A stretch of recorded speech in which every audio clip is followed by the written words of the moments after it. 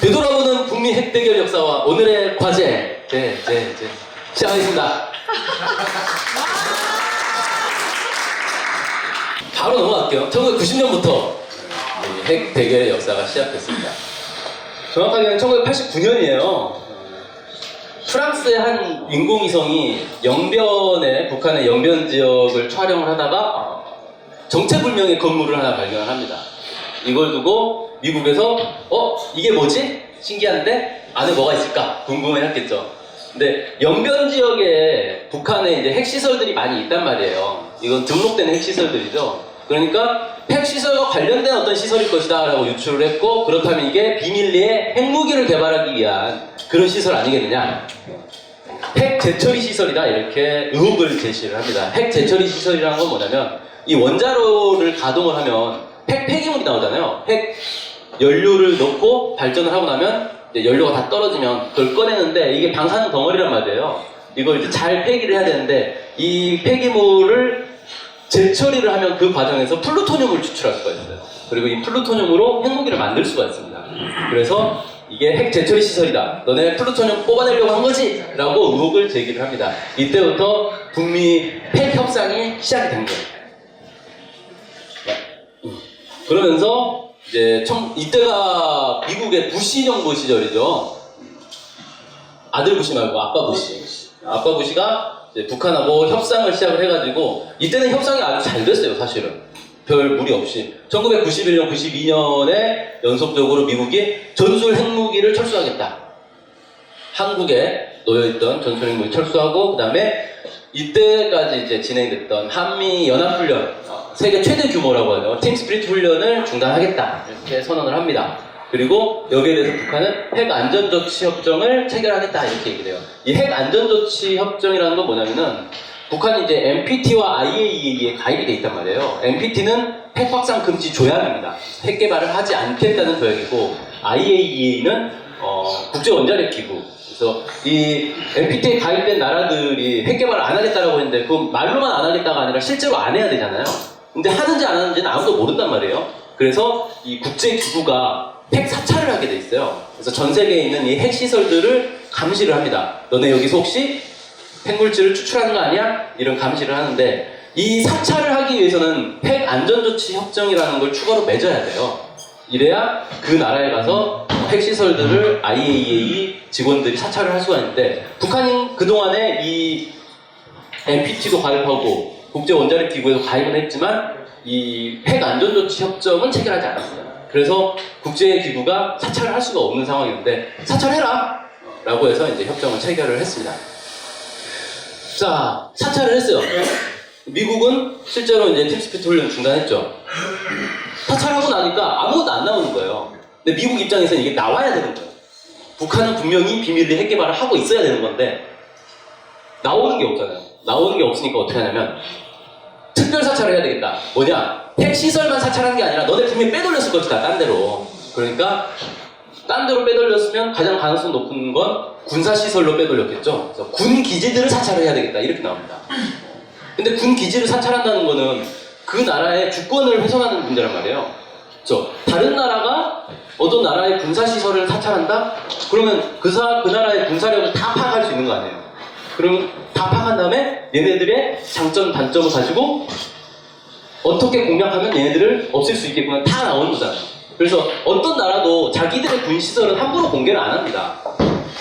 그런데 미국이 북한에 대해서 군사시설 특별사찰을 요구를 했어요. 그러면서 북한이 당연히 안 받겠죠. 싫어, 이건 주권 침해야 라고 하니까 훈련을 재개를 합니다. 그래서 팀 스피릿 훈련을 1993년에 재개를 해버려요. 그러면서 북한이 너네 훈련 안 하기로 약속해놓고 훈련 재개, 이건 전쟁이다 라고 하면서 준전시 상태를 선포를 합니다. 그래서 북한 전역이 전쟁 중기에 돌입을 해요. 그러면서 NPT를 탈퇴를 해버려요. NPT를 탈퇴한다는 건 핵 개발 금지, 그러니까 핵무기 개발을 금지한 조약을 탈퇴한 거기 때문에 이때부터는 핵무기를 합법적으로 개발할 수 있게 돼버린 거예요.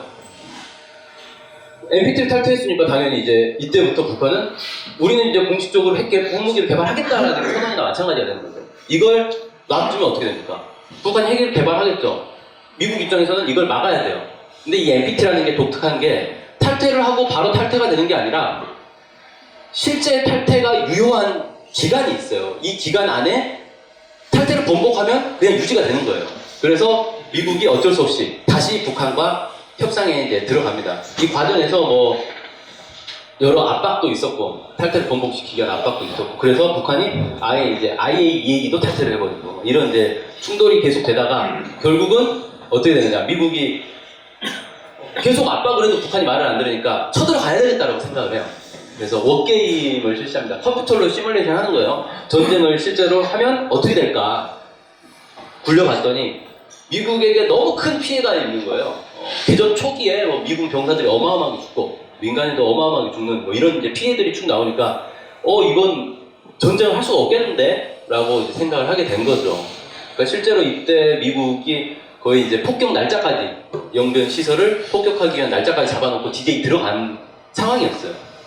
안 되겠다 싶어가지고 이제 카터가 급히 북한을 방문을 하죠. 그래서 김일성 주석 만나서 회담을 하고 회담 결과 전쟁을 하지 않고 대화로 문제를 푸는 걸로 정리가 됩니다.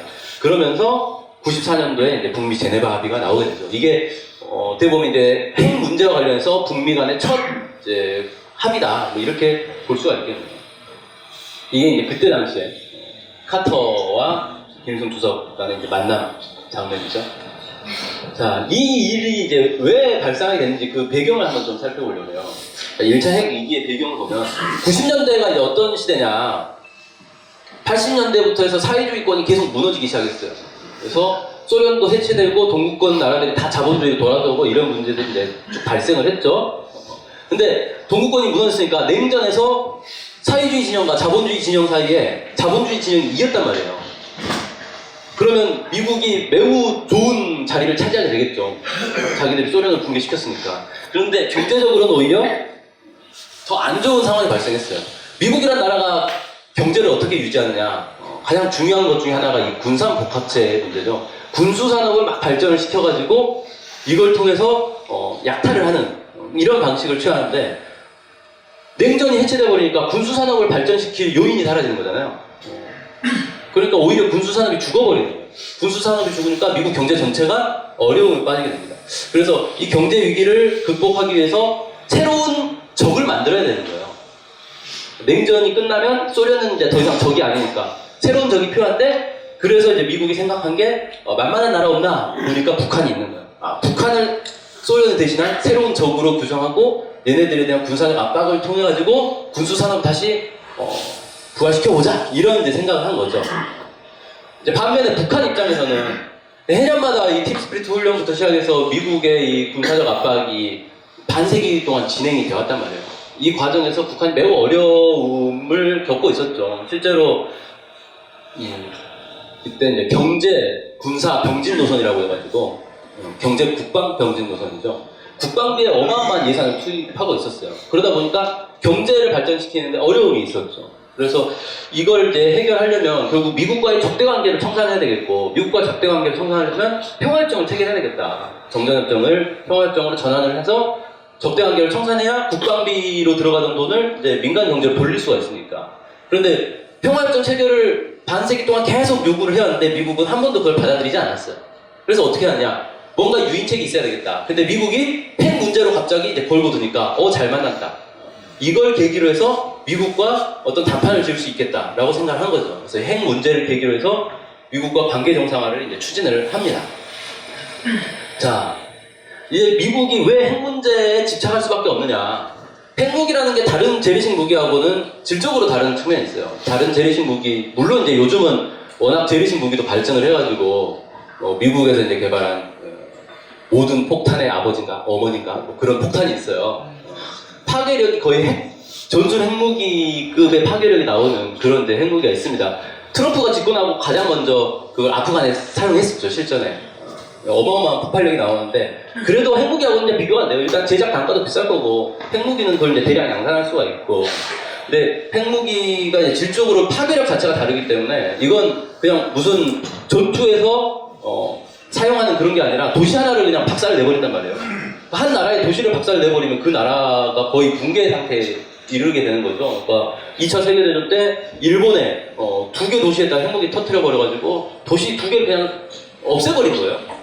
이런 이제 어떤 전략적 가치를 지니기 때문에 핵무기가 있고 없고가 그 나라의 국방력에서는 질적인 아예 비교가 차이를 이루는 그런 이제 무기라는 거예요.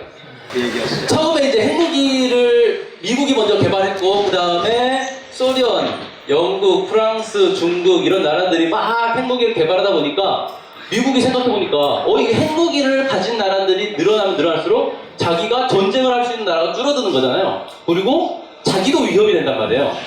만약에 미국이 막 괴롭히고 있는 약소국들이 있는데 이 나라가 핵무기를 갖게 되면 예를 들어 뭐 쿠바가 핵무기를 갖는다. 쿠바하고 미국하고는 아주 가깝잖아요. 단거리 미사일에다가 핵무기를 달고 쏴버려도 미국이 맞는단 말이에요. 이거 큰일 나겠는데? 생각이 들었겠죠. 그래서 핵무기를 못 만들게 막았어요. 그 막은 게 바로 NPT라는 겁니다. 이 NPT는 아주 특이하게 NPT를 체결할 당시에 핵무기를 가진 나라들은 공식 핵 보유국으로 인정을 해주고 나머지는 핵을 가지면 안 된다는 거예요. 세상에 이런 불평등한 게 어디 있습니까? 내가 먼저 약탈을 했으니까 이건 내 거고 나머지는 약탈하면 안 돼 이거잖아요. 아주 불공평한 그런 조약인데 미국의 압박에 의해서 핵이 없는 나라들도 어쩔 수 없이 이게 다 가입을 하게 됐어요. 그런데 북한이 NPT 탈퇴를 해버렸어요. 그리고 이제 공식적으로 핵을 만들 수 있다라고 돼버리니까 이걸 막지 않으면 이걸 안 막아서 북한이 핵을 갖게 되면 다른 나라들도 야 NPT 그냥 탈퇴하고 핵 만들어도 되는 거였네? 라는 걸 깨닫게 되는 거죠. 그러면 많은 나라들이 우후죽순 핵무기를 갖게 될 거예요. 왜? 핵무기를 갖고 있어야 핵 보유국들이 자기를 위협해도 살아남을 수 있으니까. 그래서 너도 나도 핵무기를 갖게 되기 때문에 이걸 이제 핵 도미노 현상이라고 하죠. 저걸 막아야 되겠다. 그러면 북한이 핵 개발하는 걸 막고 NPT 탈퇴하는 것도 막아야 된다. 이렇게 돼서 미국이 부랴부랴 북한과 협상을 하고 뭔가 합의를 볼 수밖에 없는 상황이 됐다. 그렇게 해서 이제 제네바 합의를 통해서 북한의 이제 NPT 잔류를 확인한 거죠. 자, 그 다음에 이제 평화협정에 대해서는 뭐 다들 아시겠지만 정전협정이 체결됐는데 정전협정이라는 거는 전쟁을 중단하는 거예요. 전쟁이 완전히 끝나고 양국 관계를 다시 정상화하는 게 아니란 말이에요. 일단 이 군사적으로만 전쟁을 중단하자라는 거고 정치적으로 양국 관계를 정상화해서 다시 수교맺고 전쟁 방지를 위해서 뭔가 전쟁 정리를 하는 거죠. 이걸 해야 되는데 원래는 정전협정 체결할 때 그걸 하기로 약속을 했단 말이에요. 근데 그 정전협정 체결하고 나서 곧바로 이 평화회담을 하다가 그냥 깨졌죠. 몇 번 협상하다가 이게 결렬됐어요. 서로 요구장 안 맞고 그래가지고. 그러면서 그냥 반세기 가까이 정전 상태가 그냥 유지된 거예요. 평화협정을 하지 못하고. 그러니까 북한과 미국은 서로 전쟁 중인 상태로 계속 남아버린 거죠. 이렇게 되면 언제든 다시 전쟁이 날 수가 있다는 거예요. 이 전쟁 상태를 막기 위해서는 평화협정을 체결해야 되는데 미국 입장에서는 그걸 할 이유가 없는 거죠. 왜? 북한이 미국 본토로 쳐들어오기는 어렵잖아요. 현실적으로. 그러니까 미국 입장에서 별 걱정이 없어요. 전쟁 나든 말든. 근데 북한 입장에서는 전쟁 나면 그건 북한 영토에서 전쟁을 하는 거기 때문에 반드시 전쟁을 막아야 될 절박함이 있었던 거죠. 그래서 평화협정 체결하자고 하는데 북한은 막 체결하자고 해도 미국은 들은 채 만 채. 나한테는 별 이득되는 게 없어. 이런 상황이었다는 거죠. 자, 1차는 끝났고 이제 2차로 넘어가 봅시다. 금창미 사건과 국민운동 커뮤니케. 자, 잘 안 보이시죠? 네, 제 얘기를 잘 들으세요. 네. 자, 제네바 합의가 체결이 됐는데 그때 당시에 많은 나라들에서 미국 내에서 제네바 합의에 대해서 혹독한 비판을 합니다. 저걸 왜 했냐? 제네바 합의라는 게 결국 북한을 인정해주고 북한의 경수로 지어주고 그 대가로 뭘 했냐? 북한의 핵시설을 동결을 시켰어요. 그러니까 북한에 이제 중수로가 있었는데 이걸 동결시키고 경수로를 대신 지어주는 거예요. 그럼 북한은 손해본 게 없다는 거죠. 중수로 동결하는 동안에는 중유 지원을 통해서 전력 생산을 계속할 수 있게 해주고 북한이 요구한 건 다 해줬는데 미국이 얻은 게 뭐냐? NPT 잔류. 그냥 원래대로 돌아간 거죠. 원상복귀를 한 거 외에는 얻은 게 없어요. 그래서 이건 미국의 외교 창패다!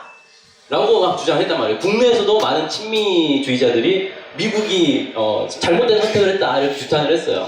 그런데 미국이 왜 잘못된 선택을 했냐? 사실 잘못된 선택이 아니고 의도적으로 그렇게 한 거예요. 그냥 다 해줘버린 거죠. 왜? 북한이 망할 거라고 생각한 거예요.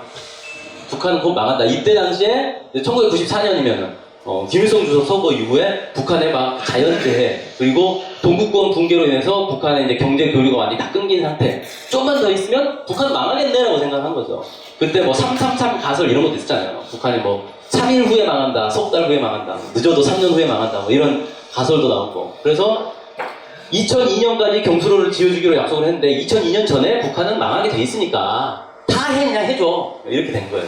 그리고 시간을 질질 끌었죠. 시간을 질질 끌면서 제대로 약속 이행을 안 한단 말이에요. 경수로 지어주기로 했는데 땅만 파고 그냥 방치를 해두고 실은 땅 판 다음에 세멘트까지 부었어요. 네. 그런데 북한 입장에서는 어때요?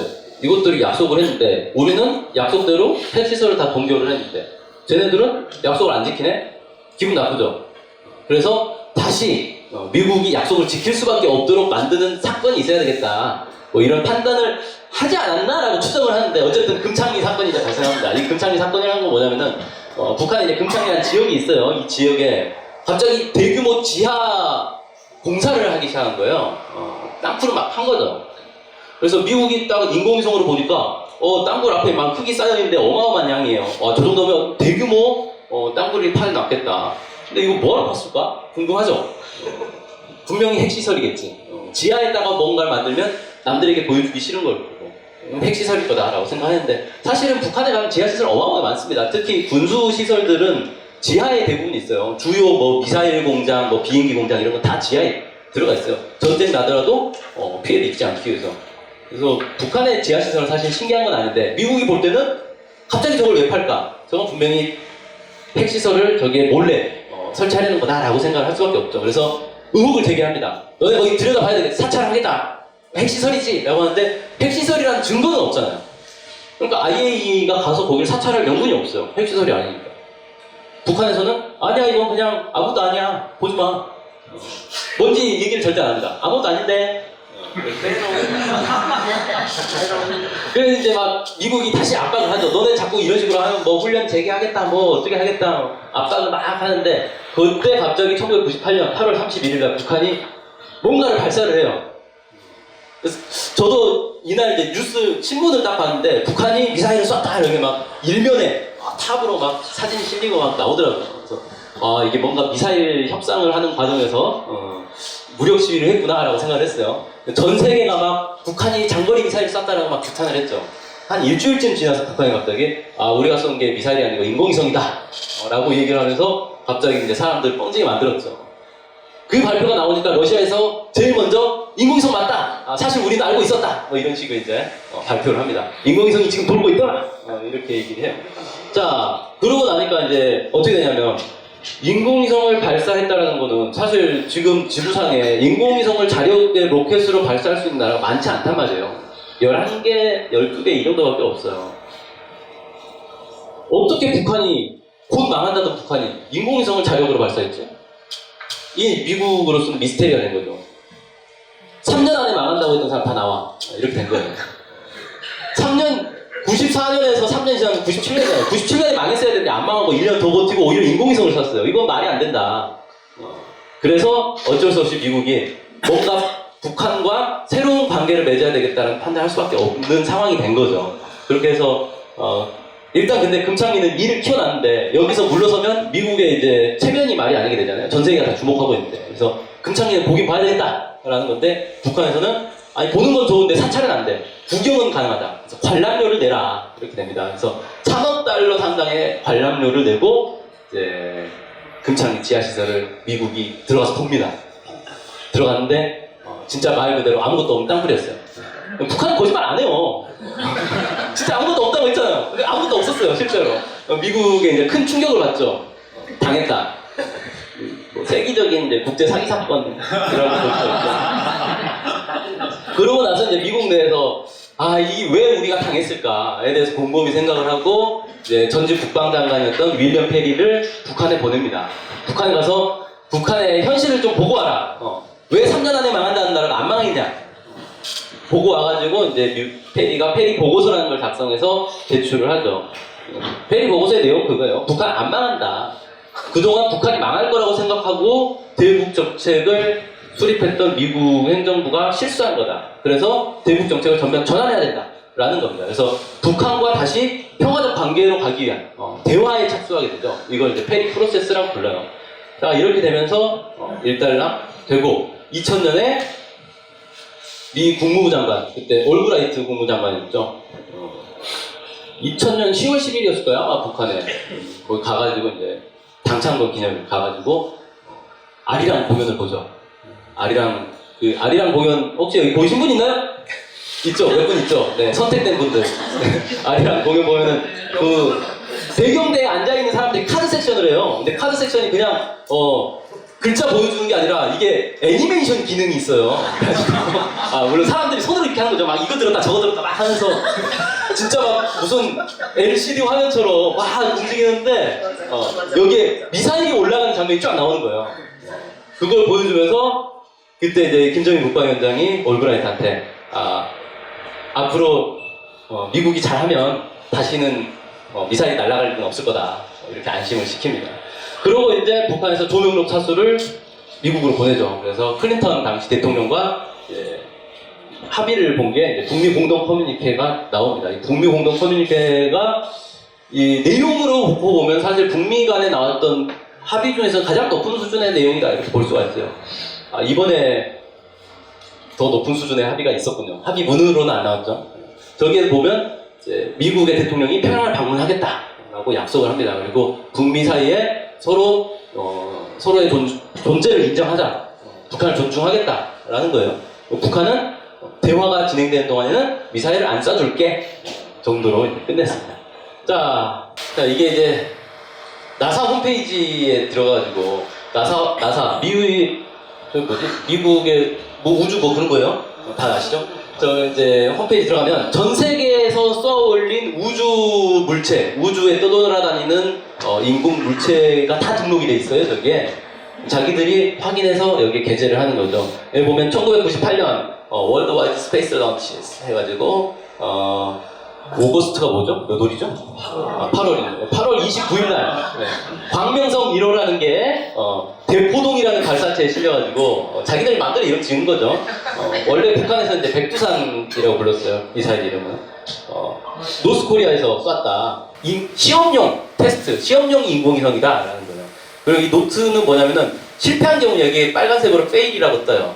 근데 여기 아무것도 없죠. 제가 지운 거 아닙니다. 저 포토샵 잘 못해요. 그래서 여기 보면은 나사에서는 이미 이 광명성 1호라는 인공위성의 존재를 알고 있었다는 거예요. 인정했다는 거죠. 근데 미국은 끝까지 인공위성이 아니다라고 인공위성 처음에는 미사일이라고 막 주장하다가 러시아에서 인공위성 맞는데 라고 하니까 그 다음에 뭐라고 했냐면 인공위성은 실패를 했고 인공위성을 가장한 미사일이었다 라고 주장을 해요. 그런데 나사에서는 실패 안 했는데 라고 썼어요. 이게 이제 나중에 2012년인가 2009년인가에 북한에서 인공위성을 또 쏘는데 이때 미국에서 또 막 미사일이다 라고 주장하니까 사람들이 이 화면을 이제 퍼나르기 시작했어요. 뭐야, 나사에서는 98년도에 이미 인공위성이라는 거 인정해놓고 이제 와서 난리냐 라고 하니까 황급히 이 홈페이지를 닫아버렸습니다. 그래서 지금 이제 나사에 들어가면은 이 화면이 없어졌어요. 안 나와요. 없어지기 전에 제가 재빨리 캡처를 떴어요. 네, 이제 이게 올브라이트 미국 국무장관이 이제 김정일 국방위원장 만난 장면입니다. 네, 여기 이제 조명록 차수 클린턴 대통령 만나는 장면입니다. 여기에 대해서도 이제 한번 생각해봅시다. 금창리 사건의 이제 배경. 아까 설명한 것처럼 미국은 북한이 미국은 북한이 망할 거라고 생각을 하고 그냥 계속 시간을 끌었어요. 북한에서는 이 고난의 행군이라는 게 이제 시작되죠. 이때부터 대규모 이제 자연재해와 경제 공세로 인해서 경제가 이제 거의 붕괴 상태에 이르게 됩니다. 이러면서 미국에서는 북한 보고 망할 거니까 합의 이행할 필요가 없게 됐다. 이런 식으로 이제 질질 끌게 됐죠. 북한에서 이제 이 고난의 행군을 어떻게 이겨냈냐 보니까 이제 나라 자체가 이제 거의 체제 위기가 닥친 거예요. 나라 붕괴할 위기에 처하니까 이걸 극복하기 위해서 대처법으로 이제 내놓은 게 성군 정치를 전면하는 것이었죠. 그래서 군대가 국가를 수호하고 체제도 보유하고 경제 건설도 도맡아 한다. 군대를 주력군으로 새롭게 제시를 한 거예요. 그래서 이게 단순히 성군 정치라는 게 어떤 위기 상황에서 나온 임시 대처법이다라고 하기에는 북한에서 새로운 사회주의 이론을 제시한 거죠.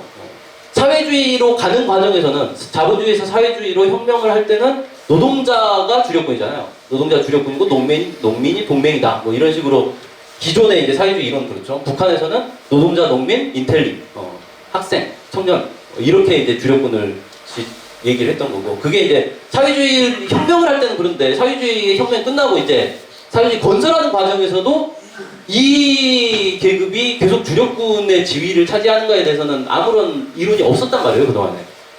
그걸 북한에서 새롭게 이제 제시한 게 이 성군정치 이론을 제시를 한 거죠. 사회주의 건설 과정에서는 군대가 주력군이다라고 새롭게 이제 제시를 한 거예요. 자, 그렇게 해서 실제 이제 이걸 통해서 고난행군을 이제 극복했다 이렇게 볼 수 있고. 광명성 이론 뭐 아까 이제 얘기했듯이 북한의 과학기술력, 경제력, 그러니까 인공위성을 쏘려면 과학기술도 발전해야 되지만 거기에 그만큼 투자를 해야 되기 때문에 경제력도 뒷받침돼야 되고 그걸 이게 뭐 1, 2년 연구한다고 되는 게 아니라 장기간 연구를 통해서 경제력을 집중해야 성공할 수 있기 때문에 정치적 안정성도 되게 중요한 거죠. 그래서 정치, 경제, 과학기술적으로 되게 안정되어 있고 발전했다라는 게 입증이 된 거고 이걸 통해서 이제 미국이 북한이라는 나라를 우리가 기존에 관성대로 대하면 안 되겠구나라고 판단하게 된 계기가 된 거죠. 그리고 이게 분사적으로 보면 또 다른 의미가 있는데 인공위성을 날려보낸다는 건 우주까지 날아갔잖아요. 지구를 빙빙 돌잖아요. 이거를 잘만 조절하면 올라갔다가 미국으로 떨어질 수도 있는 거잖아요. 그러니까 이게 대륙간 탄도미사일과 결국 동일한 기술이 된다는 거예요. 뭐 차이점은 있죠. 차이점은 있지만 발사체 자체는 로켓이나 우주 로켓이나 대륙간 탄도미사일이나 동일한 발사체를 쓰는 거예요. 실제로 대륙간 탄도미사일 개발 과정을 보면은 그냥 섞었습니다. 군사용으로 ICBM용으로 만든 로켓을 민간에서 가져다가 개조해가지고 인공위성 발사체로 쓰고 반대의 경우도 있고 원래 섞었어요. 우리나라에서 처음 발사한 인공위성이 뭐예요? 우리 힘으로 발사한 그 우주 로켓 나로호! 네, 나로호입니다. 자, 요즘 기억력이 알루미늄 영향이에요. 치매를 유발한다고 하더라고요. 아무튼 나로호 발사했는데 나로호를 발사한 1단 로켓이 러시아 거잖아요. 그 엔진 자체는 러시아에서 사용하던 ICBM 엔진을 그대로 딱 갖고 온 거예요. 그게 이제 그 소련이 해체되고 나서 군수 산업이 민간으로 막 넘어갔어요. 그래가지고 그 ICBM 개발하던 그 개발팀이 민간 업체를 꾸린 거예요. 로켓 업체를 만들어가지고 얘네들이 그 ICBM 엔진을 개조해가지고 우주 로켓을 만들어서 전 세계에 이제 팔아먹는 그런 거죠. 그래서 새로 개발한 우주 로켓을 우리한테 이제 팔아서 우리 돈으로 테스트를 한 거죠, 사실은. 자, 아무튼 그런 식으로 된단 말이죠. 그러니까 미국 입장에서 볼 때는 인공위성을 쐈는데 미국 눈으로 보면 저건 인공위성이 아닌 거예요. 북한에서 볼 땐 인공위성, 미국에서 볼 땐 미사일. 이런 거죠. 그래서 야, 저게 그때 당시에 뉴스를 보니까 제가 그 어떤 신문에서 봤는데 인공위성 잔해가 알래스카에 떨어졌다 이런 그 신문도 본 적 있어요. 그게 사실인지는 모르겠는데 알래스카는 미국 영토잖아요. 미국 영토까지 떨어질 수 있다는 거잖아요. 그게 인공위성 잔해가 아니라 핵폭탄이었으면 미국 본토에 핵 공격을 하는 거죠. 그래서 미국 입장에서 큰일 났다. 이렇게 될 수밖에 없는 거죠. 협상을 할 수밖에 없는 상황이 되는 거다라는 겁니다. 자, 그 다음에 이제 넘어갈게요. 북미 공동 커뮤니케를 통해 가지고 북미 정상회담까지 약속을 했어요. 클린턴은 평양에 가겠다라고 약속했는데 그 약속은 안 지켜졌죠. 왜? 정권이 바뀌었어요. 부시가 집권을 합니다.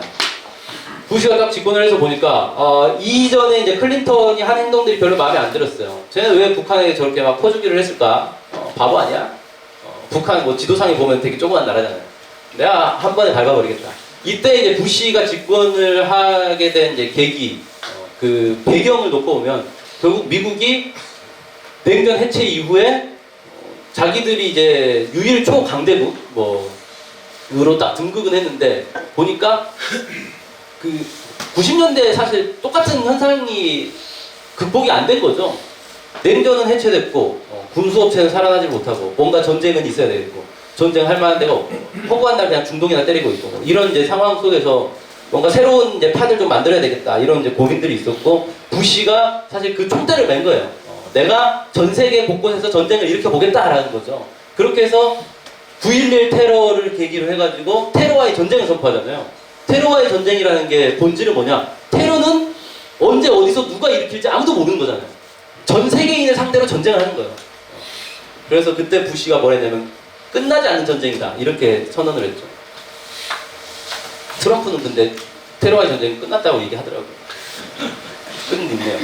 자, 어쨌든 2002년도에 이제 부시가 북한하고 뭔가 이제 그 꼬투리를 잡아가지고 또 한 판 떠야 될 거 아니에요. 꼬투리를 뭘 잡을까라고 하는데 2002년까지 제네바 합의에 따라서 경수로를 지어주기로 했는데 딱 보니까 지어주기 싫잖아요. 그리고 지을 수가 없는 상황이 됐어요. 왜? 클린턴이 북한 망할 거라 생각하고 공사를 안 해버렸어요. 세멘만 부어놓고 끝냈어요.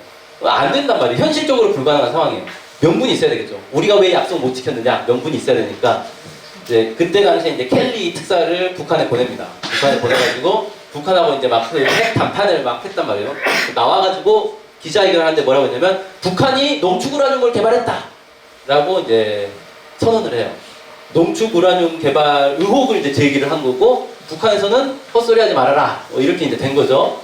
어쨌든 이걸 빌미로 해서 제네바 합의에 따라서 북한은 핵 개발을 중단하기로 했는데 새롭게 핵을 개발했기 때문에 너네가 먼저 약속을 깬 거다. 그래서 우리도 약속을 깨겠다라고 하고 제네바 합의 이행 중단을 이제 선언을 합니다. 그러니까 북한에서 그래? 그러면 우리도 그때 당시 약속했던 NPT 잔류 약속은 철회. 그래가지고 NPT 탈퇴를 선언을 해요.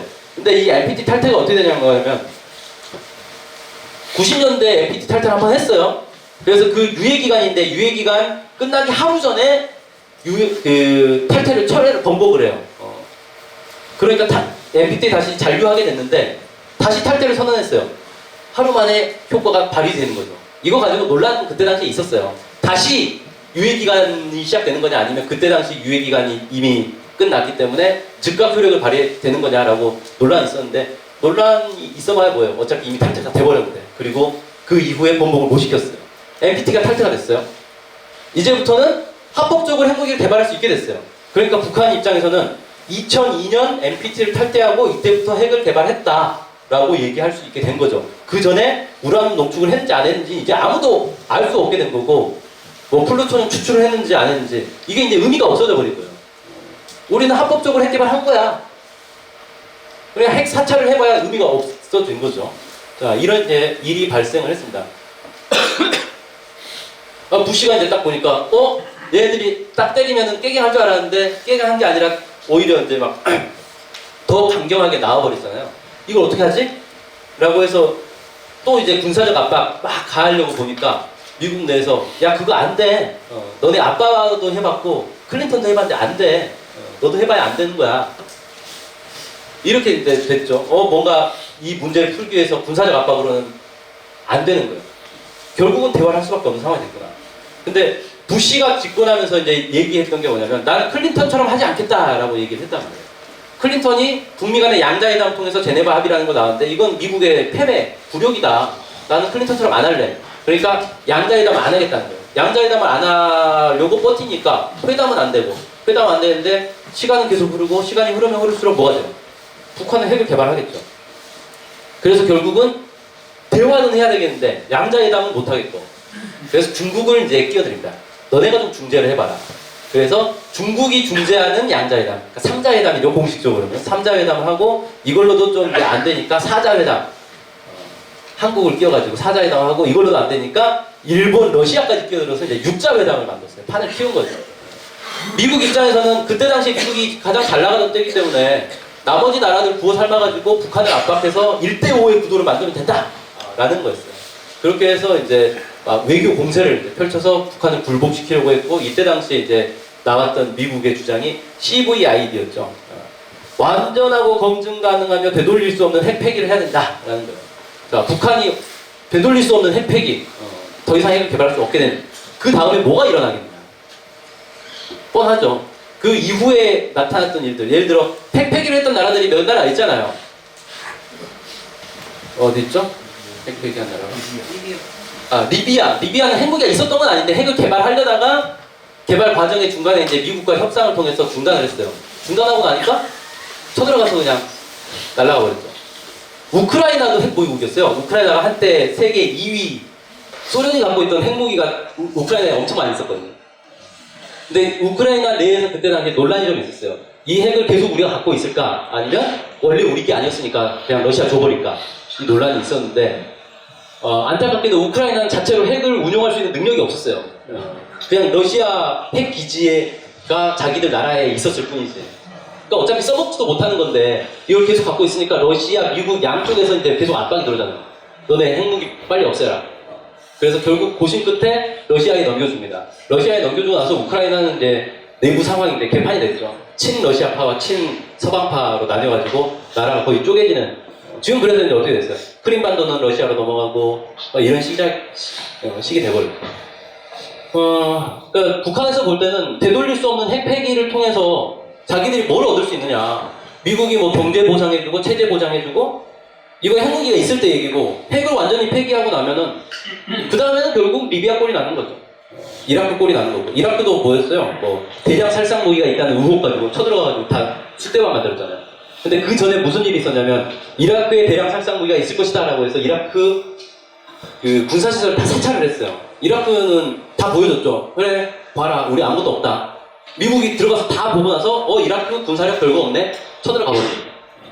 그러니까 이게 북한 입장에서는 미국이란 나라는 양보를 하면 할수록 결국은 뒤통수 맞는 나라, 뒤통수 때리는 나라 이런 거예요. 그러니까 미국의 이런 주장들 북한에서 받아들이질 않은 거죠.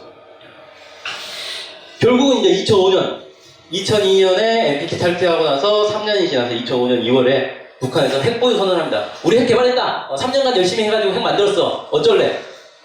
게임 끝이야. 이렇게 이제 돼버린 거예요. 그동안 이제 핵을 못 만들게 하려고 뭐 온갖 회담과 합의와 이런 것들이 있었는데 이제 핵을 만들어버렸기 때문에 전혀 다른 단계로 이제 넘어가야 되는 거죠. 만든 핵을 어떻게 할 것이냐로 이제 넘어가는 거예요. 핵보유 선언을 하고 나니까 이제 미국에서 이거 안 되겠구나라고 생각해서 결국은 이제 육자회담에 합의에 이르게 됩니다. CVID 철회하고 9.19 공동성명을 채택하죠. 그래서 북한과 평화협상을 하겠다라고 약속을 해요. 북한은 핵을 동결해라 이렇게 약속을 하는데 그러고 나서 9월 20일 날 무슨 일이 발생하냐. 하루 지나서 미국이 BDA 사태라고 방코델타 아시아 중국에 있는 은행인데 저기에 네 마카오죠. 거기에 있는 한 은행이 그러니까 그 방코델타 아시아라는 은행에 북한 계좌가 있고 이 북한 계좌가 북한의 이제 자금 세탁에 사용되고 있었다. 그래서 이 은행에 대한 제재를 해요. 그래서 거기 은행 이제 북한 계좌를 다 동결시키고 결국 저 은행은 망했어요. 저것 때문에 희생양이 된 거죠. 저걸로 이제 북한을 압박을 하게 됐고 북한에서 볼 때는 9.19 공동성명에서 서로의 체제를 존중하고 인정하고 평화협상을 하자라고 합의를 해놓고 그 다음날 바로 북한 계좌를 시키고 은행에 대한 제재를 때리고 금융 제재를 때리고 이거는 북한을 존중하지 않은 거죠. 너넨 나쁜 놈들이야. 우리가 돈줄을 다 막아서 죽여버릴 거야. 이 얘기인 거잖아요. 그래서 이건 9.19 공동성명을 위반한 거다라고 이제 반발을 하게 됩니다. 그래서 어렵게 9.19 공동성명을 채택했는데 결국은 이게 사실 제대로 이행이 못 돼버린 상황인 거예요. 그러고 나서 계속해서 이제 이 북미 간의 이 방코델타 아시아 사태로 충돌 격돌을 벌이다가 결국 이제 2006년 10월달에 북한에서 핵실험을 단행을 합니다. 그러니까 2005년도에 핵보유 선언했고 핵보유 선언했는데 계속 말을 안 들으니까 그럼 핵실험을 통해서 진짜 보유했다는 걸 보여주겠다라고 해서 핵실험을 해버렸어요. 핵실험을 하니까 어떻게 해요? 북한이 핵무기가 있다는 게 확인이 됐잖아요. 확인이 됐으면 그 다음에 미국에 할 일은 응징을 해야 되는 거죠. 근데 응징을 하는 게 아니라 한 달 뒤에 부시가 베트남에 무슨 국제회의가 있어가지고 거기 갔는데 베트남에서 북한과 등전선언을 하고 싶다라고 발표를 합니다. 전 세계가 충격에 빠졌죠. 약 먹었나? 왜 저러지? 이렇게 된 거예요.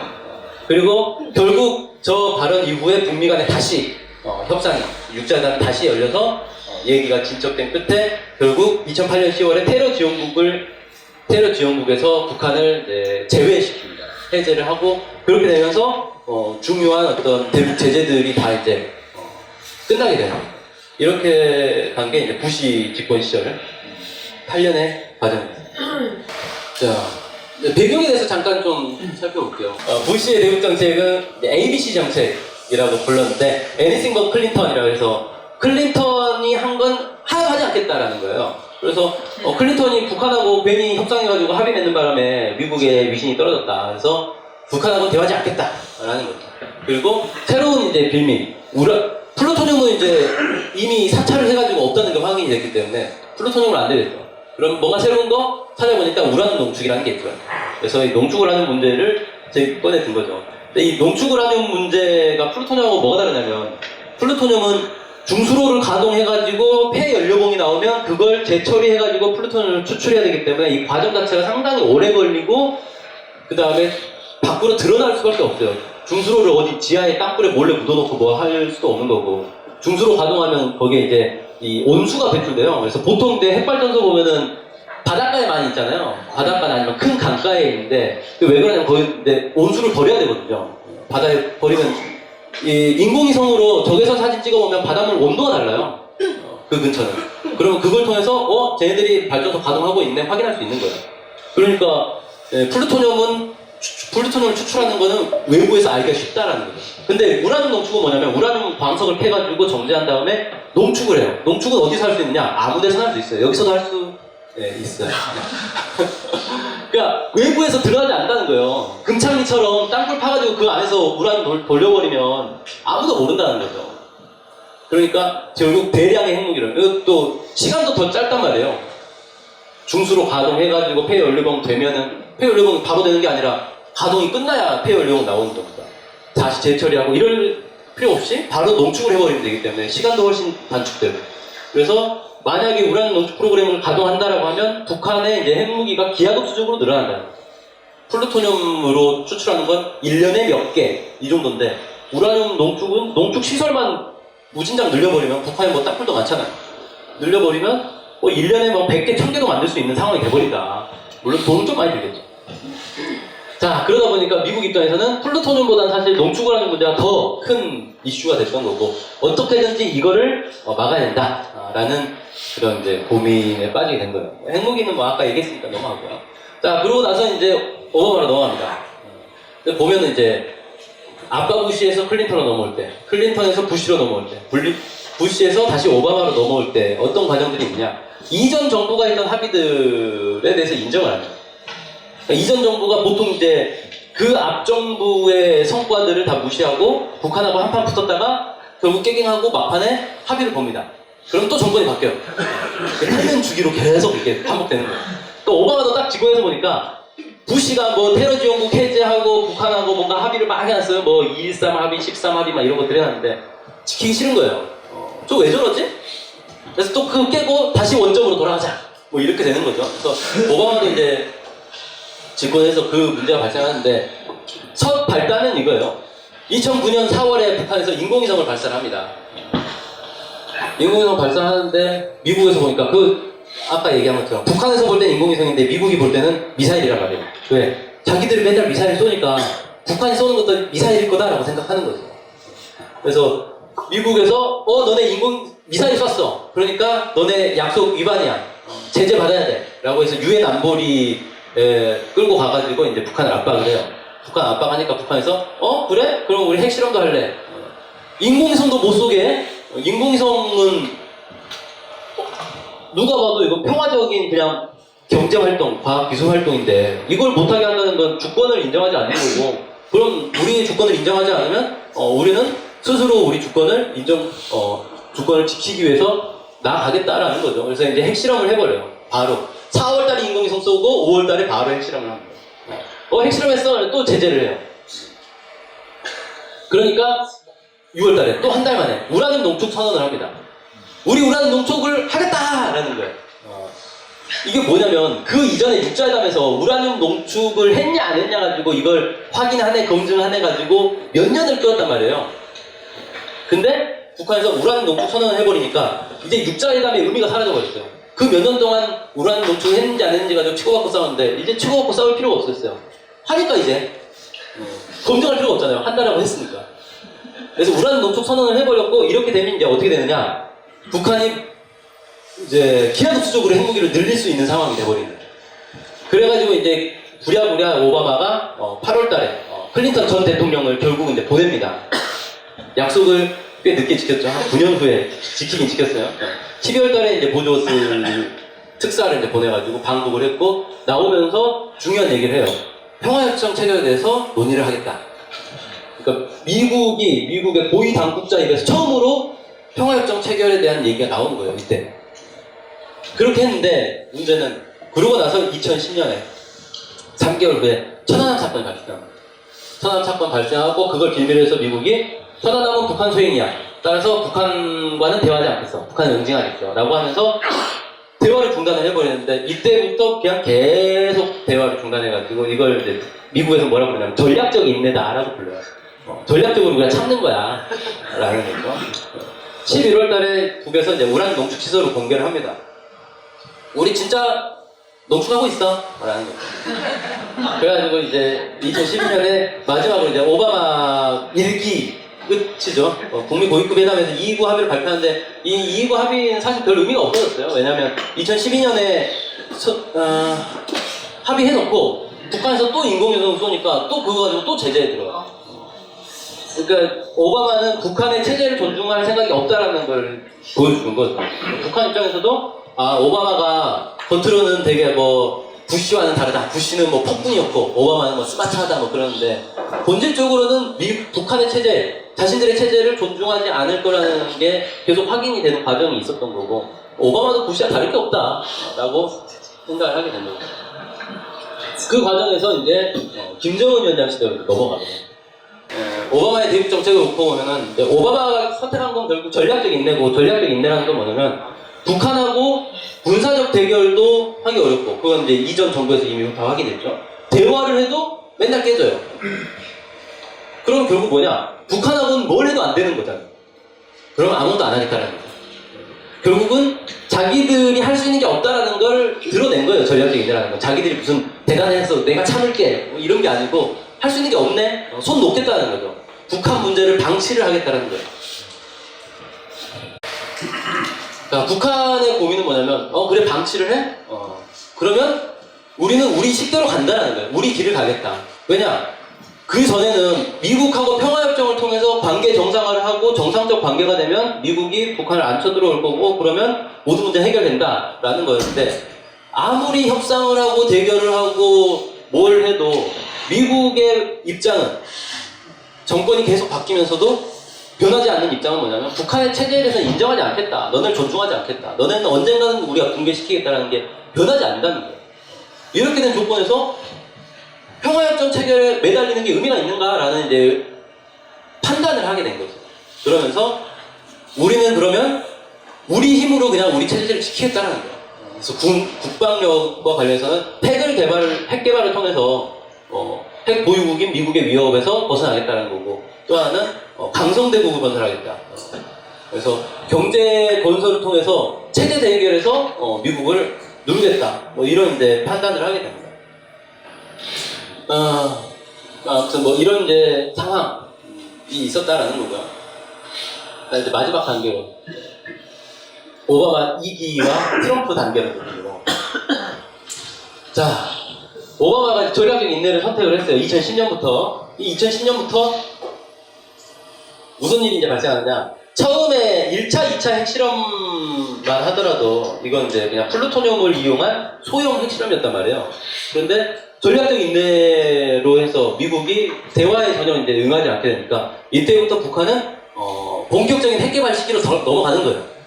그래서 2013년, 16년, 17년 계속해서 이제 핵실험을 하는데 핵실험도 이제 플루토늄탄에서 본주 우라늄탄으로 그 다음에 수소폭탄으로 점점 이제 발전을 하게 됩니다.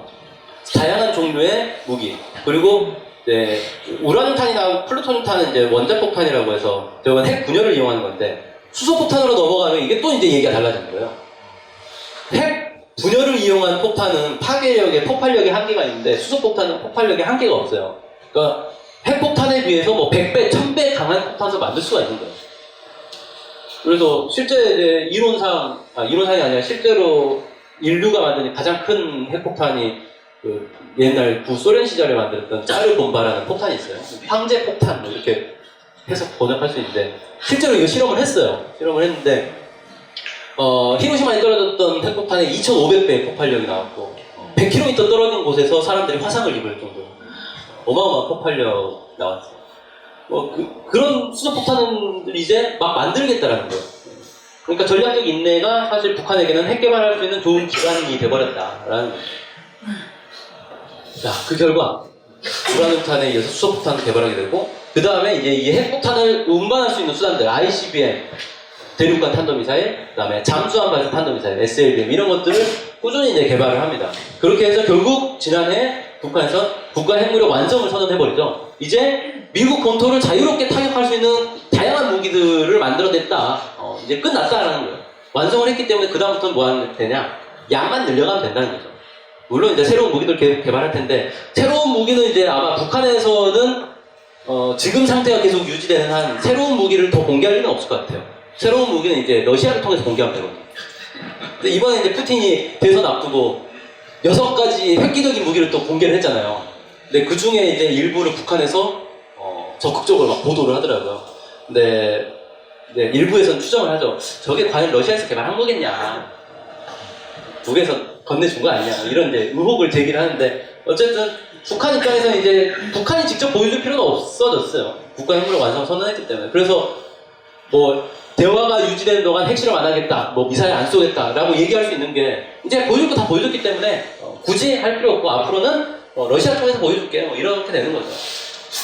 자, 그 다음에 이제 7차 당대회에서 진짜 오랜만이죠. 36년 만에 당대회를 통해서 경제개발 오게는 전략이라는 걸 발표를 했어요. 그래서 경제적으로도 이제 빠르게 성장할 수 있는 성장을 했고, 더 이제 비약적으로 발전할 수 있는 그런 토대를 이제 닦은 건데, 이게 이제 전략적 인내 기간에 진행된 일들이에요. 그러면서 결국 이제 대미 전략에 중대한 변화를 가져오게 되죠. 2010년 1월 18일에 북한 외무성 대변인 성명의 내용인데, 2010년, 2009년부터 해서 북한 내에서 이런 목소리들이 조금씩 나오기 시작했어요. 그게 2010년에 이제 본격적으로 선언을 한 거다라고 볼 수 있는데, 북한에서는 원래 미국의 사정을 고려해서 평화협정 체결 논의에 앞서서 비핵화 논의를 먼저 선행할 수 있도록 우리가 양보를 했다. 근데 비핵화 논의는 되는데 평화협정 논의는 아예 시작도 되지 못하더라. 그러면서 결과적으로 비핵화 과정이 역전이 됐다는 거예요. 그럼 뭐냐? 비핵화 먼저 해주면 미국이 평화협정 해주겠지? 라는 방식은 이제 안 된다는 게 확인이 됐다는 거예요. 그럼 어떻게 해요? 평화협정은 됐고, 비핵화는 됐고, 이젠 비핵화 무관하게 평화협정을 밀어붙이겠다는 얘기가 되는 거죠. 평화체제를 논의하기에 앞서 비핵화를 진척시키는 방식은 실패라고 규정을 합니다. 그러면서 육자회담은 영원히 사라졌고, 요즘 또 이제 한반도 비핵화 얘기 나오니까 육자회담 다시 하자 뭐 이런 얘기 나오는데, 안 되죠. 이름을 바꾸면 될지 모르겠네요. 육자회담은 이미 끝나버렸어요. 그리고 육자회담에서 다룰 내용 자체가 바뀌었기 때문에 이전에 육자회담을 계승하는 회담이라는 건 이제 의미가 없어졌어요. 북한 이미 국가 핵무력 완성해버렸고, 이제는 비핵화를 어떻게 할 것이냐? 이거 토론 주제니까 얘기하지 않겠습니다. 자, 이 얘기는 뭐냐면은 이제 전혀 다른 방식으로 북한은 미국을 대하겠다는 얘기가 되는 거고요. 큰 틀에서 놓고 보면 90년대 초반 핵 대결부터 해서 지금까지 쭉 이르는 과정에서 이런 식의 이제 입장 변화가 있었다라고 볼 수 있겠네요. 94년에 제네바 합의만 하더라도 아까 앞서 북한에서 얘기한 것처럼 첫 비핵화 후 평화협정을 얘기를 한 거예요. 우리가 비핵화 해줄 테니까 평화협정 얘기를 해보자 라는 게 북한의 요구였고, 미국에서는 평화협정은 관심이 없고 비핵화만 하자 라는 거였어요. 그러다가 10년이 딱 지났죠. 2005년에 9.19 공동성명에서는 동시 행동의 원칙이 됐어요. 말 대 말, 행동 대 행동의 원칙 해가지고 비핵화와 평화협정을 동시에 가져가자. 그래서 비핵화 분과 평화협정 분과 만들어가지고 동시에 진행을 하자는 게 합의가 됐는데, 이게 이제 북한의 입장이 된 거죠. 비핵화 먼저 하고 나중에 평화협정 논의하는 게 아니라 동시에 논의하자는 거였어요. 근데 미국은 약속은 이렇게 했지만 실제로 이렇게 할 생각은 없었던 거죠. 그래서 비핵화 분과는 막 돌아가는데 평화협정 분과는 아예 시작도 안 하고 이런 이제 상태가 된 거예요. 미국의 입장은 비핵화 먼저 하자, 평화협정 나중에 얘기할게. 평화협정을 안 하겠다는 말은 안 해요. 이제 평화협정 얘기를 하기는 하는 상황까지는 왔다라는 거죠. 그리고 이제 또 10년이 지나서 지금 이제 2018년이 됐는데, 현재 북한의 입장은 비핵화는 없어. 이제 한반도 비핵화는 없고, 비핵화를 하고 싶으면 세계 비핵화를 하자. 오바마 대통령의 뜻을 이어받은 거죠. 핵 없는 세계. 아예 그냥 다 없애자 라는 거예요. 우리만 없애는 핵, 비핵화 뭐 이런 건 이제 존재하지 않는다는 거예요. 그리고 평화협정은 비핵화와 무관하게 그냥 체결하고 싶으면 체결해라라는 거예요. 우리는 평화협정에 매달리지 않겠다는 거죠. 왜? 국가 핵무력 완성됐기 때문에 평화협정이 이제 필요가 없어진 거예요. 물론 평화협정을 통해서 전쟁 위기를 낮추고 평화적 환경을 만들고 이런 이제 다양한 효과들은 있겠죠. 근데 북한 입장에서는 이제 생존권적 문제는 아닌 거예요. 이전에는 평화협정 체결하는 게 자신들의 이제 생존을 위해서 필요한 거였다면 이제는 굳이 그럴 필요가 없어요. 왜? 핵무기가 완성됐기 때문에. 평화협정은 있으면 좋지만 없다고 우리가 위협받는 상황은 아니다라는 거죠. 근데 이제 미국은 요즘 이제 미국에서 계속 나오는 얘기예요. 중국에서 먼저 이제 얘기를 했죠. 투트랙 동시 병행 전략. 그래서 비핵화 평화협정을 동시에 가져가 보자. 이 정도의 얘기가 이제 나오기 시작하고 있어요. 딱 규칙이 보이시죠? 10년이 지나면 북한의 입장이 미국 입장으로 돼요. 그 사이에 북한의 입장은 더 이제 단계가 올라가요. 이런 과정. 그래서 한 10년쯤 지나면 뭔가 이제 북한의 입장이 미국의 입장이 되겠죠. 세계 비핵화를 이제 미국에서 막 얘기를 하면 북한에서 또 입장이 바뀌어야 되겠죠. 비핵화하지 말자. 외계인 쳐들어올지도 모르는데 지구에 핵은 있어야 되지 않겠냐. 우리가 관리하겠다. 뭐 이런 입장이 될지도 모르겠네요. 자, 사실 이제 트럼프가 집권하고 나서 트럼프가 대체 어떤 행보를 보일 것인가에 대해서 많은 관심이 있었는데 트럼프 외교의 이제 핵심은 미치광이 전략이라고 하죠. 도대체 종잡을 수 없는 말을 막 하는 거예요. 이거 던졌다가 저거 던졌다가 트위터에다가 국가 정책이 트위터로 운영이 되는 황당한 국무부 장관 회고를 트위터로 하고 이런 식이 되는 거죠. 종잡을 수 없는 인간. 근데 이것도 일종의 이제 흔들기 전략이라는 거예요. 상대방이 막 종잡을 수 없게 흔들어 놓고 넋을 빼놓은 다음에 자기가 필요한 것들 딱 가져가는 거죠. 일종의 협상 전략인데 이거는 주로 어떤 사람들이 쓰는 전략이냐? 약자가 사기꾼들이 흔히 쓰는 전략이죠. 내가 힘이 없으니까 내가 힘이 있으면 그냥 상대방을 누르면 되잖아요. 근데 이게 안 되니까 강한 상대 앞에서 막 넋을 흔들어 놓는 거죠. 막 헷갈리게 한다. 최면을 걸어놓고 딱 떼가는 거죠. 미국의 위상이 그만큼 추락했다라는 걸 보여주는 이제 징표인 거죠. 트럼프의 이 행동 자체는. 근데 결국 트럼프가 집권하고 나서 북한에 대해서 막 정신없는 막 갑자기 4월 전쟁 위기설 막 터뜨렸다 갑자기 김정은 위원장과 대화를 하면 영광이겠습니다. 이런 얘기를 막 하고 정신없는 모습을 보였는데 북한이 거기에 대해서 전혀 흔들리지 않아 버렸잖아요. 트럼프가 실패를 한 거죠. 작전 실패. 전략적 인내로는 안 된다는 걸 확인했어요. 사실 트럼프 입장에서 오바마 진짜 나쁜 놈인 게 지는 아무것도 안 해가지고 북핵 문제를 더 어렵게 만들어 놓고 안녕 정권 교체해버렸잖아요. 이 오바마의 전략적 인내로 인해서 북한이 국가 핵무를 완성해 놓고 그 책임은 트럼프가 져야 되는 상황이 됐어요. 진짜 열받겠죠. 그래서 온갖 쓸 수 있는 모든 수단들을 다 동원해가지고 북한을 압박을 했는데 결국 안 됐다는 거예요. 그래서 오히려 미국이 북한을 어떻게든 이게 전 세계적으로 고립 압박시켜가지고 없애버리려고 했으나 지금은 오히려 이제 역포위를 당한 상황. 그래서 오히려 이제 러시아가 대신 미국하고 싸워주고 이런 이제 상황이 돼버렸어요. 지금 이제 트럼프 입장에서는 북한 문제도 북한 문제지만 전 세계적으로 모든 나라와의 싸움에 들어갔잖아요. 유럽하고도 이제 막 싸우고 경제 문제는 경제 문제, 군사 문제는 군사 문제, 아무튼 그동안 기존의 동맹국이라고 했던 나라들과 다 이제 한판 싸움에 들어갔는데 이건 뭐냐면 미국의 패권이 약해지니까 다른 나라들이 볼 때 그동안은 미국 말을 들어야 됐거든요. 미국이 대장이었단 말이에요. 미국 말 안 들으면 혼나는 국제 질서였죠. 근데 미국의 힘이 약해지니까 이제 대들기 시작하는 거예요. 만만한데? 우리가 굳이 미국 눈치를 봐야 돼? 이런 상황이 돼버렸어요. 그러니까 미국 입장에서 열받죠. 트럼프가 어떻게 해요? 확 질러버리는 거죠, 지금. 내 말 안 들으면 다 죽을 거야! 라고 이제 소리를 지르는데, 사실 이게 안 먹히는 상황이 됐어요. 소리를 지르는 상황 자체가 이미 얘는 이제 끝난 거예요. 그런 거 있잖아요. 학생들 이제 수업을 딱 하려고 들었는데 학생들이 선생님 말을 안 들어요. 선생님이 여기서 막 소리를 질러버리면 끝난 거예요. 이제 선생님의 권위는 이제 사라지는 거예요. 애들이 어떻게 말을 잘 듣게 할 것인가를 능수능란하게 딱 휘어잡아야 되는데 그게 안 되고 무조건 이제 막 폭력적인 방법으로 설치면 그때부터 이제 끝나는 거예요. 이런 상황이 된 거다. 결국은 그래서 북미 정상회담까지 가게 됐고 2달 후면 이제 정상회담이 열리게 됩니다. 자, 좀 종합 정리를 해볼게요. 북미 핵대결 과정에서 결정적 영향을 줬던 건 결국은 군사력이라는 거예요. 북한이 핵무기를 만들고 미사일을 만들게 되면서 북미 관계에 질적인 변화들이 생겨났다. 또 예전에 이제 어떤 사람은 뭐 자판기라고 얘기를 하는데 미국이라는 나라는 뭔가 한 대 때리면 음료수 하나씩 툭툭 떨어지는 그런 나라다라고 하는데 군사력으로 결국 힘과 힘의 대결이라는 거예요. 국가 간의 관계, 국제 질서라는 건 힘의 우위에 따라서 결정되는 거고 힘이라는 게 결정적으로는 군사력에서 나오는 거다. 내가 강한 무기가 있으면 상대방이 굴복하게 돼 있다는 거죠. 그걸 북한에서 입증을 해버리는 그런 이제 과정이었다라는 거고 군사력이 뒷받침되는 속에서 외교력이 발휘될 수가 있더라라는 거죠.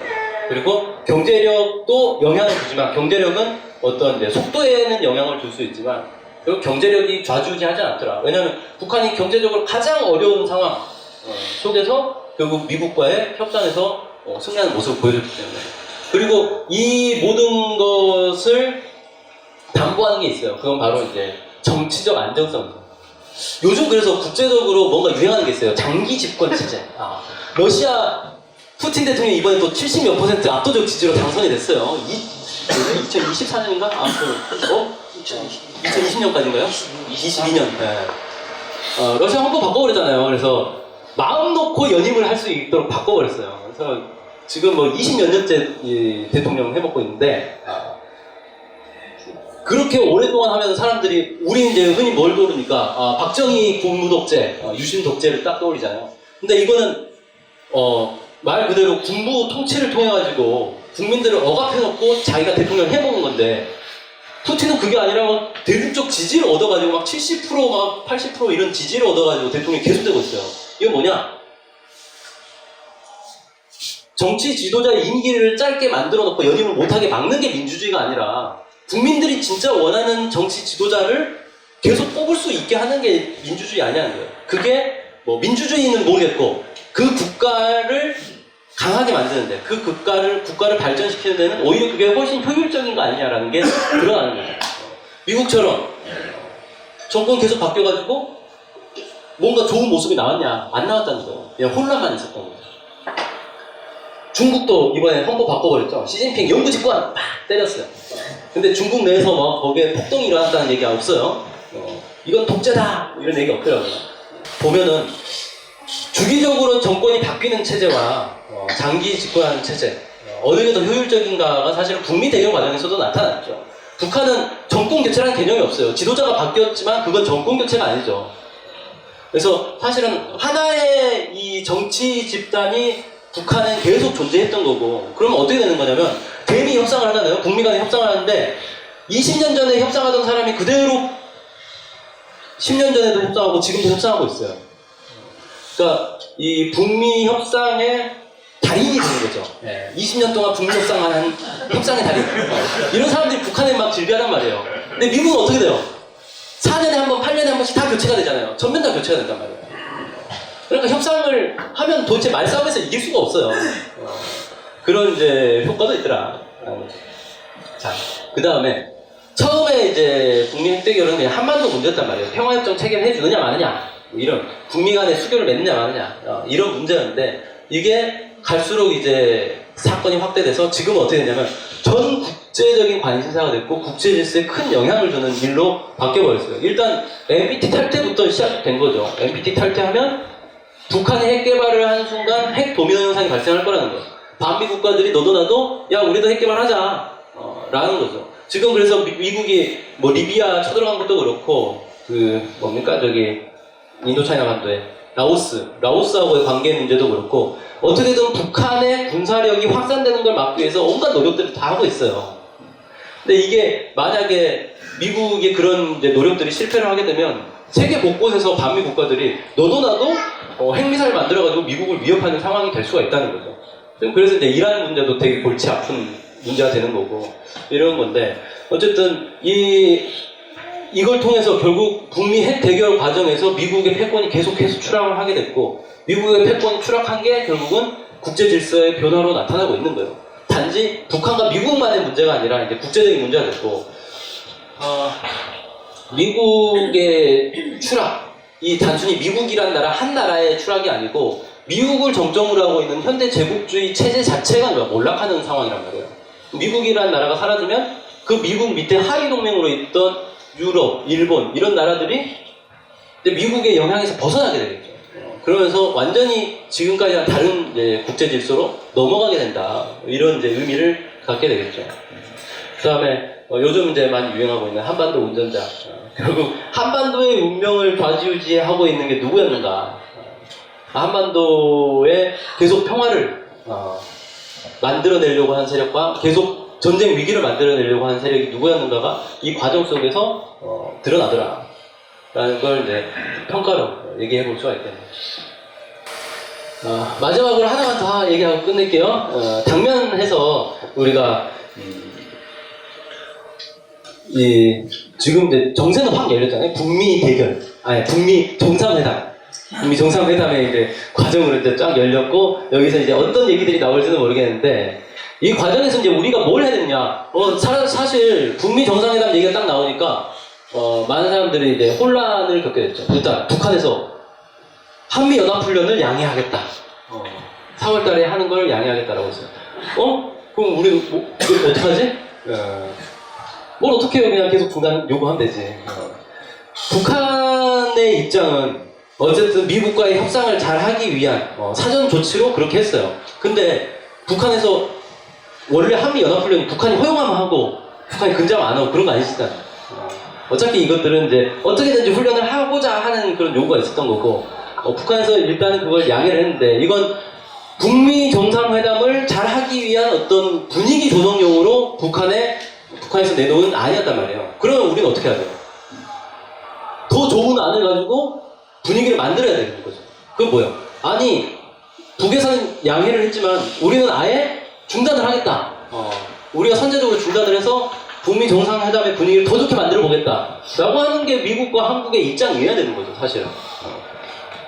근데 그게 아니고, 양해해줬다, 만세! 우리 훈련합시다! 이렇게 되고 있잖아요. 이게 뭐 하는 모습이에요, 이게. 중단을 하는 게 맞다. 근데 지금 군부에서는 중단할 생각이 없는 것 같아요. 4월 1일 날 훈련을 하겠다라고 선언을 했죠. 발표를 했어요. 중단시켜야죠. 우리가 이제 나서서 중단해야죠. 예의상 중단하자. 이런 거예요. 그 다음에 대북제재 철회. 북미 간의 대화를 하기 위한 초보적인 조치인 거죠. 제재를 하면서 대화하겠다라는 건 사실 대화의 진정성이 없는 거잖아요. 북에서는 진정성을 보여줬어요. 우리 핵실험 안 할게. 미사일도 안 쏘고. 훈련해. 괜찮아. 다 했어요. 말 꺼내기도 전에 다 선제 조치를 다 했단 말이에요. 그러면 그게 이제 미국 내에서도 그런 평가가 있더라고요. 북한의 이번 조치들을 보니까 진정성이 느껴지더라. 트럼프도 그 말했죠?